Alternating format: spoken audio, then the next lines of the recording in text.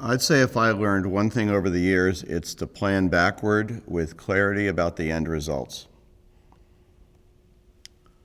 And not to fixate on actions or activities unless you're clear about the intended outcome and you've thought about how you're going to know if your actions are successful.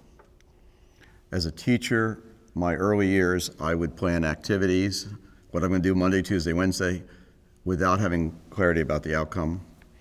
As an administrator, I had many things on my plate, and I would rush to action plans, often prematurely before the problem was clearly defined, or people that I had to work with had in their heads what our goals were.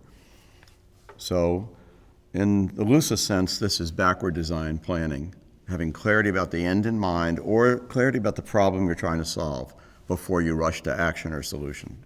One manifestation of backward design applied to education is the importance of being clear about the long-term outcomes that our teaching or our curriculum is meant to achieve. In the United States right now, the Common Core standards for English language arts have been particularly clear on this point because they've identified as the overarching goals of literacy a set of what they call anchor standards. The anchor standards are performance-based. They define what we want students to be able to do with reading, with writing, with research and speaking in order for them to truly be college and career ready.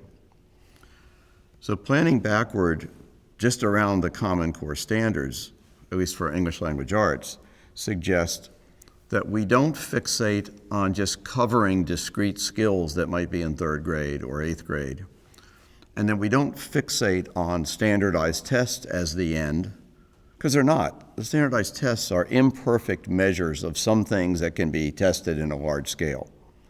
The end, if you will, for the ELA standards, as described in the anchor standards, is students' ability to read and comprehend increasingly complex texts, to write with a purpose and an audience, to persuade, to inform, and to creatively entertain. And so we need to keep the authentic ends in mind and not get caught up in the short-term measures, like testing, or the discrete skills that are means to ends.